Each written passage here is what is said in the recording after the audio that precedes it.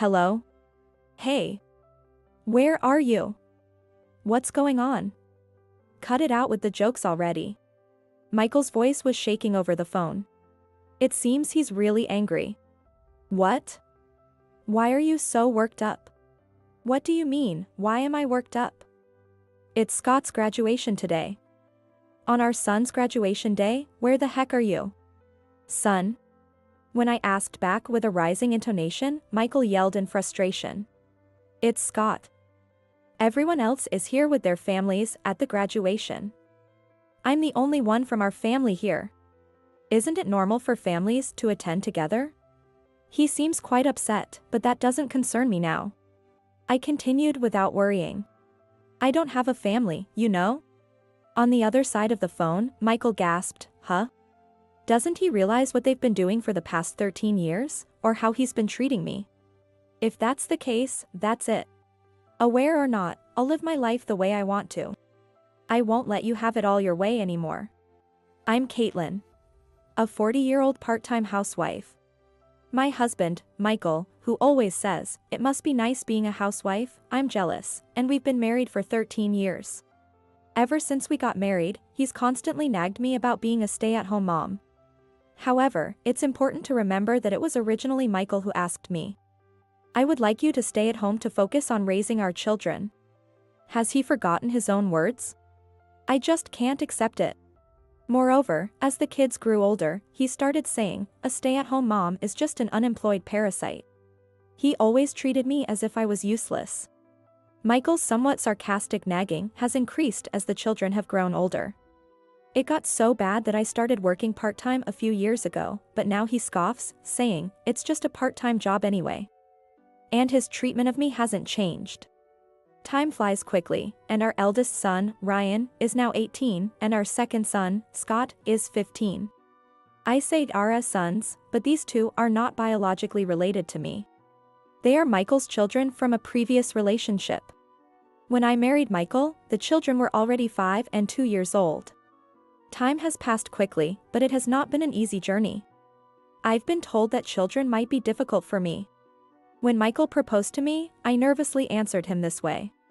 I had always had irregular periods and was told by a doctor, you won't have trouble living normally, but you might not be able to have children.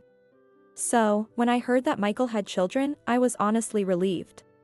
Because I couldn't choose the right woman, I've made these kids suffer. When we decided to get married, Michael confessed to me with an apologetic look. The reason for his divorce from his first wife was apparently her infidelity. Hearing this, I did my best to encourage Michael. It's not your fault. It's okay, about the kids. We'll raise them together carefully so they won't feel lonely. Caitlin. Thank you. Michael's income, to put it kindly, wasn't high. Ideally, I wanted to work full-time too, to help support our finances. But after hearing that, it just wasn't possible. I think it's very important for a mother to be at home for the children. So, Caitlin, I want you to be a stay-at-home mom and give the kids a sense of security. Alright, I understand. Managing on just Michael's income was extremely difficult. We reviewed our expenses over and over, cutting back as much as possible. Entertainment and beauty expenses, of course, and I tried not to buy clothes for myself as much as possible. But I couldn't let the children suffer any inconveniences. If anything had to be cut back, it would be my things. I truly believed that. At first, I think Michael appreciated it, saying, sorry for the trouble, and thank you. But at some point, Michael started to look down on me. You're not beautiful or young, so why don't you work on improving yourself more? It's embarrassing. I do wear makeup. I take care of myself as much as I can. But I don't have as much money or time as before we got married. It's sad to hear you talk like that. It was different from when I was single and could only think about myself. As I devoted more time and money to the kids, what I could spend on myself decreased inversely. And Michael never did any household chores, using work as an excuse. I asked for help several times, but he outright refused every time. I trust you and leave it to you. Besides, the kitchen is a woman's castle, right? He would say. I never said to leave it to me or not to help. Before we married, he seemed manly and wonderful, but he had become a mere male chauvinist. The only solace I had was in the children. When we first married, the children were 5 and 2 years old. If they had been a bit younger, maybe they wouldn't have been so wary, but especially Ryan had a big negative reaction to me. "I want mom." "You're not my mom." "Ryan." I was almost in tears as I hugged the sobbing Ryan. Still, I thought they had begun to trust me a bit more over time. However, an unexpected interruption occurred. It was Michael. He should have been my biggest supporter, yet I never imagined that someone so close would become an adversary. Perhaps Michael couldn't stand the kids becoming more attached to me than to him. "Caitlin, you've gained weight, haven't you? Look, kids. Look at that sloppy body. It's proof she can't manage herself. Be glad you're not related by blood." He would belittle my figure, and he was relentless in criticizing my appearance. People are finished when they stop caring about how they look. Caitlin is unemployed, so she must have lost all sense of beauty. You guys be careful, all right? I couldn't stay silent after that. "Hey, can we talk? It's one thing to think it, or to criticize me privately. But please stop belittling me in front of the kids." I felt awful, of course, but more than that, I was worried about the future of our children if they picked up Michael's manner of speaking. The kids were still growing, and they could absorb anything, good or bad. Their father, Michael, was gleefully looking down on me, their stepmother. I didn't want to show them that. "What are you talking about? You're just hurt because I hit the nail on the head. Don't use the kids as an excuse." "Yes, it hurts when you say those things. But more than that, I'm really worried about what the kids might become." "Shut up. Don't blame others. What I'm saying isn't bad or anything. It's just the truth. Since when is it wrong to speak the truth?" Despite my calm explanation, Michael flew into a rage, and from then on, he refused to listen to anything I had to say. Instead, the insults towards me escalated. Whenever I would discipline the children, Michael would invariably interject. "Ryan, look here, you still have food left on your plate. Let's try to eat everything cleanly, okay?" It was just a casual remark when I noticed the scattered food on Ryan's plate during dinner. From beside me, a heavy sigh came, followed by Michael grumbling discontentedly. "All you do is nag, yet you don't earn a cent." It was the usual pattern. Michael would look to Ryan and Scott, tilting his head as if seeking their agreement, "Right? It's not, just nagging. I'm just pointing out manners so they don't struggle in the future." "Ha, taking care of kids that aren't even yours, how noble." I felt my blood boil at his words. What kind of person says such things in front of young children? I was so upset that words failed me. I felt ashamed of myself. From that day, I began to avoid conflicts with Michael and tried to gauge his moods. I didn't want the children to see us arguing if I could help it. Michael was easy to read. If you flattered him, he stayed in a good mood. I knew this approach was wrong, but I couldn't think of any other way. The simplest solution would have been to divorce, but then what would become of Ryan and Scott? I couldn't abandon them. So I make it a priority to spend even a little time peacefully. I did my best to prioritize this. And before I knew it, 13 years had passed. The once young brothers were now completely influenced by Michael. They might look different, but their way of thinking mirrored him exactly. Because Michael belittled me in front of them, they thought it was normal. They began to demean me openly. "Hey, stop." When Ryan called out to me and I turned around, he said with a frown, "Some friends are coming over tomorrow.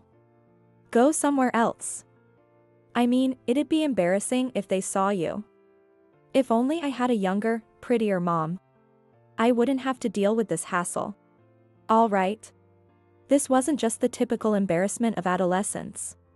He truly felt ashamed of me. Since similar statements had been repeated, I had grown accustomed to being hurt. "Oh, before you go out, leave some pocket money. And did you iron the clothes I asked for? Oh, and the college application deadline is coming up. Make sure that's done." Despite claiming it's embarrassing to be seen with me, they still heavily rely on me for chores. This too, they must have picked up from Michael. Then Scott chimed in. Hey, did you check up on my tutoring? Oh, and there's a pickup for my club activities tomorrow. Thanks in advance. Without waiting for my response, both Ryan and Scott went back to their rooms.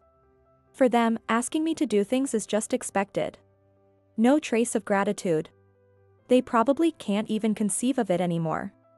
At dinner, the source of all these problems, Michael, who serves as a role model for the brothers, looked at me quizzically before bringing something up.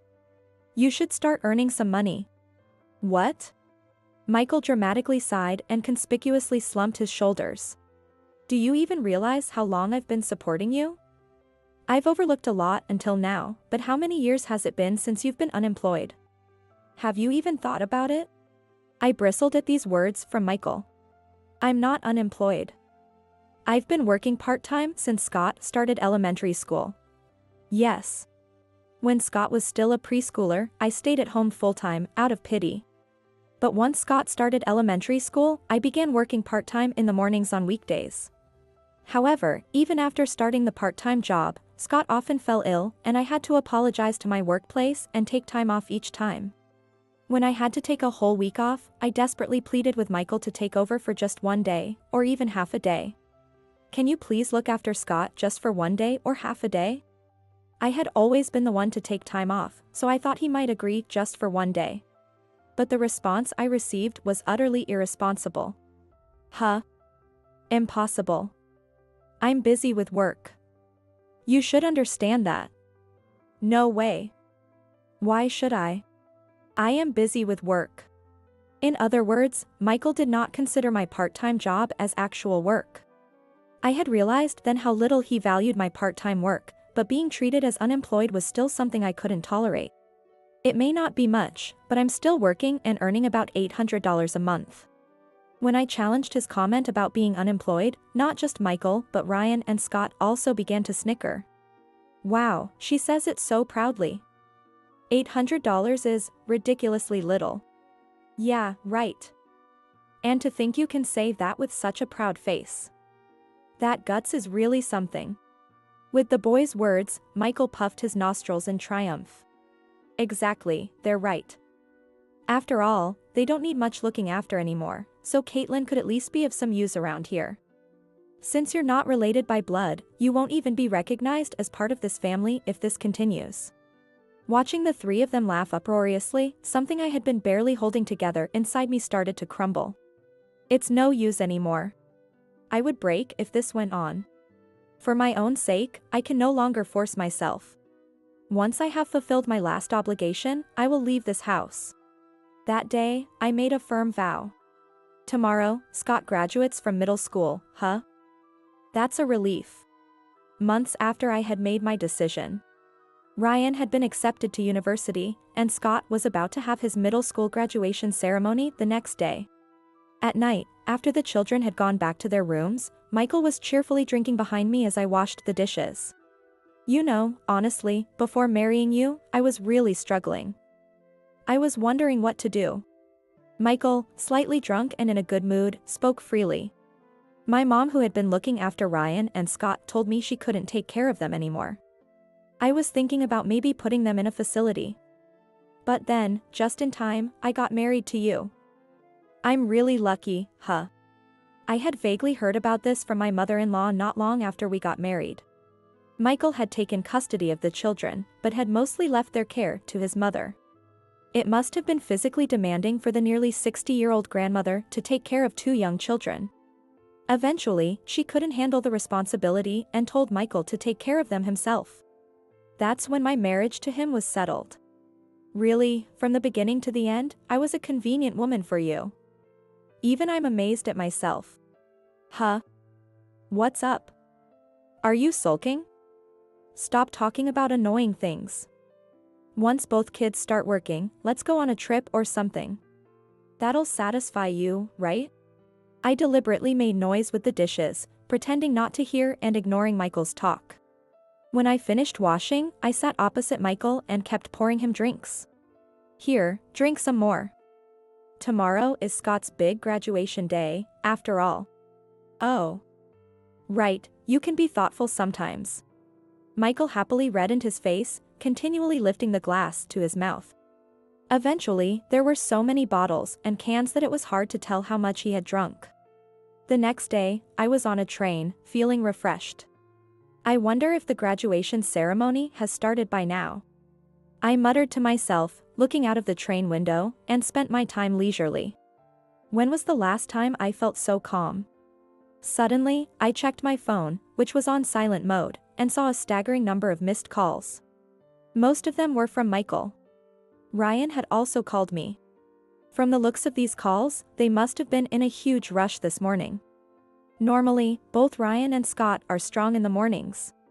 Even if I don't wake them, they come downstairs on their own when it's time. Therefore, I assumed that one of them would have woken up Michael, who was likely still at the table asleep. As a mercy, I had placed several alarm clocks around Michael before leaving. So, I thought they wouldn't have overslept and been late for the graduation ceremony.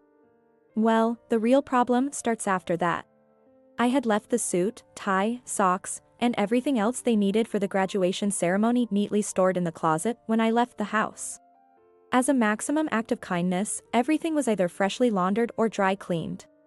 Normally, that would be enough for someone to get dressed on their own. But Michael isn't normal. Throughout these 13 years, he has completely relied on me to take care of him. By now, he probably doesn't even know which suit is appropriate for a graduation ceremony, let alone which one to wear. Normally, you'd prepare the day before, wouldn't you? Surely, no, definitely, Michael wouldn't have done that. Even when he got drunk, or even passed out from drinking, I was always there to clean up the mess. What must they have thought when the person they relied on completely suddenly disappeared one day? I'm curious about their expressions. Did they panic? Maybe they even flew into a rage. Either way, it doesn't concern me now. After a while, my train arrived at the destination, and I got off, carrying my luggage. As I passed through the ticket gate and turned off the silent mode on my phone, it immediately began to ring. It was a call from Michael. Hello? Hey. Where are you? What's going on? Cut it out with the jokes already. Michael's voice was shaking over the phone. What? Why are you so worked up? What do you mean, why am I worked up? It's Scott's graduation today. On our son's graduation day, where the heck are you? Son? When I asked back with a rising intonation, Michael yelled in frustration. It's Scott. Everyone else is here with their families at the graduation. I'm the only one from our family here. Isn't it normal for families to attend together? And, by the way, you didn't even prepare clothes, did you? If Mom hadn't come, it would have been a disaster. To his completely misplaced anger and blame shifting, I responded calmly. For someone your age, and especially over such matters, to rely on your mother, I think it's your thinking that's a real disaster. What did you say? Michael retorted in astonishment. He seemed quite upset, but that didn't concern me anymore. I continued, unconcerned. And what about this family you speak of? What? So? I cut off Michael's words and declared firmly. I don't have a family, do I? On the other side of the phone, Michael gasped, huh? I don't recall ever being treated like family by you all in these 13 years. Caitlin, that's not true. What are you saying? Just by eating together, sleeping, and living together, that alone makes us a family. Regularly being insulted about my appearance and body, laughed at as if I'm an unemployed parasite. After all the times you've exploited me like a servant, you now claim we're a family? What are you even saying? Are you stupid? After my rapid-fire response, there was a brief silence, and then the call abruptly ended. A few minutes later, I received another call, this time from Ryan. The timing was almost too perfect. Michael must have contacted Ryan somehow. Hey, I heard you had a fight with Dad. That was really too much, wasn't it? Dad was furious. If you apologize now, Dad will probably forgive you. So why don't you just say sorry and come back? If you don't, dinner will be late. I couldn't help but hold my head in frustration. I don't know how Michael explained our conversation to Ryan. But both Michael and Ryan believe they are completely blameless. And ultimately, as long as they're okay, that's all that matters to them. That's the reason for Ryan's statement just now. He doesn't even question why I left the house, even skipping Scott's graduation. Instead, he's worried about his dinner being late. Why should I apologize? And for dinner, can't you guys handle it yourselves? My response clearly irritated him. Ryan's words also grow stronger. What's that supposed to mean? That's so irresponsible. Just leaving like that. Do you understand? Mom, you've been living off Dad. Being supported by him. I've always thought this, but you really should be more grateful. Michael's words echoed in my head. Who do you think has been providing for you?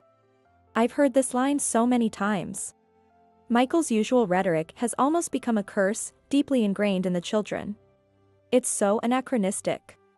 Do they realize how much they'll struggle in life because of this mindset? I let out a sigh and said to Ryan.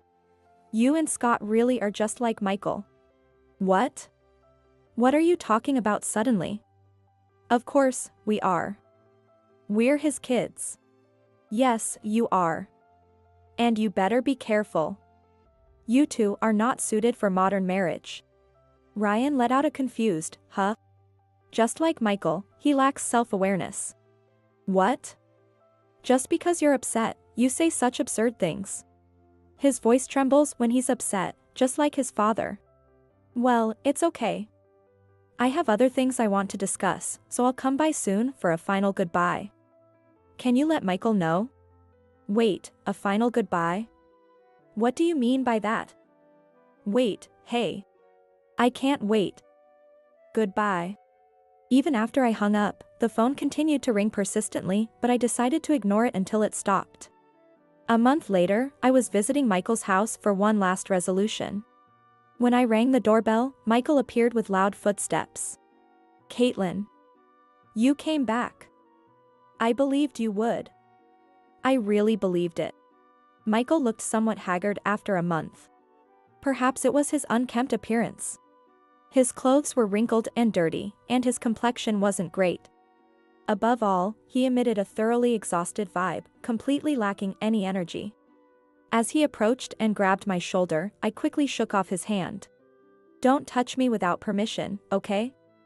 We're not family or anything anymore. What? What are you saying, Caitlin? We're just separated for a cool-down period, aren't we? No one ever said that. Michael had just concocted that idea to suit his own convenience. It's amazing how he always comes up with such convenient ideas. In a way, it's impressive. I was so happy thinking you had finally come back. That's not it at all. On the contrary. I came here today to settle things once and for all with you. Settle things? Michael asked back with a twitching, forced smile.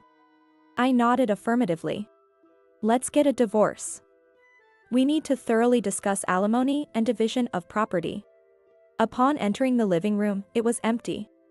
Neither Ryan nor Scott, who were supposed to be off today, were around. Where are the kids? They're each in their rooms. They shouldn't know you're coming. Should I call them now? No, thank you. After all, this isn't a fun chat we're about to have, it's a messy divorce talk. There's no point in making the children listen to this. It's only been a month since I was away, yet why has the house changed so drastically? Clothes are strewn all over, and the table is crowded with finished plates and plastic bags. The sink is so packed that I can't even tell what's underneath anymore. It seems impossible to do any washing up here. While glancing at the messy room, I managed to sit in a chair, avoiding the clutter on it. Shall we start then? I want to settle this as soon as possible. As soon as I sat down at the table, Michael apologized with unbelievable speed. Stop it, please. That doesn't help, and my mind hasn't changed. Michael hung his head and shook it vigorously. Please, let's not divorce. This month has shown us how much we truly need you. Michael shouted, raising his voice. The old me might have been swayed by just that. But over the years, I've grown stronger. Such childish tricks won't work anymore. Right, without your slave here, there's no one to do all the housework and be the maid, huh? A maid. Michael averted his gaze quickly. I smiled and replied. You always ridiculed housework. It must have been hard, right? It's tedious and complicated. I knew you guys, clumsy and impatient as you are, could never handle it. What? That's ridiculous. Michael glared at me. In his excitement, his nostrils flared as usual. If I'm humble, you act all high and mighty. I could do housework if I weren't working. It's just because I'm busy with my job. It's easy for you, you were just part-time. You wouldn't understand my struggles. Right, I wouldn't understand. Especially the struggles of a man who, despite being remarried, dumps the kids on his new spouse and cheats with another woman. What? Until just now, Michael's face, red with anger, suddenly drained of color and turned pale. Cheating? What are you talking about? Did you think it wasn't obvious?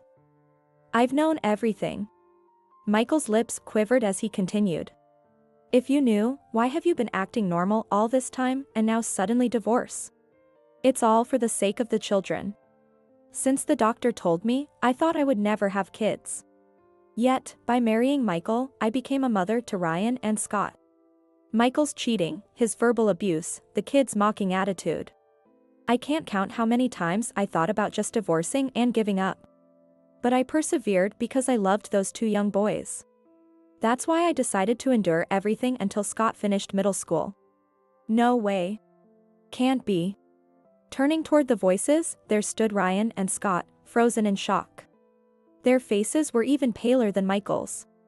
Mom, I'm not asking anything from you two. I don't expect an apology as well. Instead, from now on, I won't be here. There won't be anyone to do things for you for free. Ryan and Scott awkwardly closed their mouths. I turned back to Michael.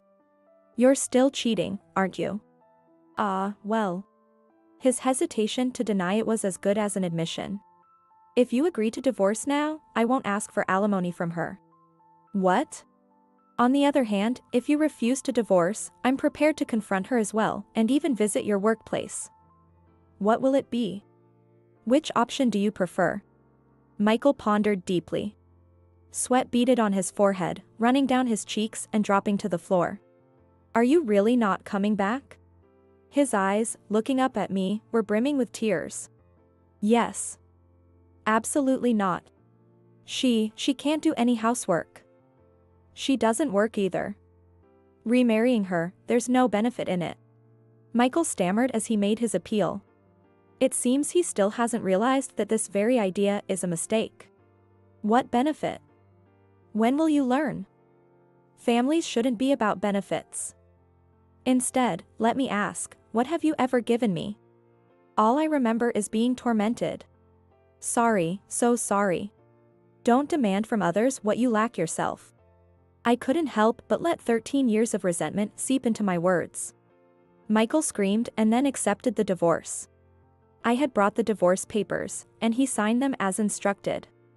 Afterwards, the divorce was finalized without a hitch. He agreed to pay alimony in installments. Incidentally, after our divorce, his affair partner dumped him quickly. She was attracted to you because you were someone else's. Once we divorced, you were just a single old man. Even Michael, usually so full of self-assurance, seemed to take a hit from this. Being called, without merit, and unattractive both by his ex-wife and his affair partner seems to have shocked him greatly. It's just the truth, but he doesn't want to accept it. This shock seems to be affecting him still, leading to numerous mistakes at work. Both kids have started to change a bit. Especially Ryan, who is desperately trying to change himself. Apparently, the reason is that he was harshly dumped by his first girlfriend, who told him, I don't need a boyfriend who is as outdated as you. I'm at my limit and don't intend to get involved anymore, but if change is possible, I hope they succeed. However, given their current state, it seems like it would take a significant effort. I've started a new life near my hometown. For the first time since before my marriage, I'm living alone. With this new start, I decided to quit my previous part-time job and look for full-time employment near my new home. It might be tough at my age, but living alone and working part-time is too dull. I've always been a hard worker, and being idle doesn't suit me. If I can't find a full-time job, maybe I'll consider juggling multiple part-time jobs. Or maybe I'll pick up a new hobby. These days, that's what I'm thinking about.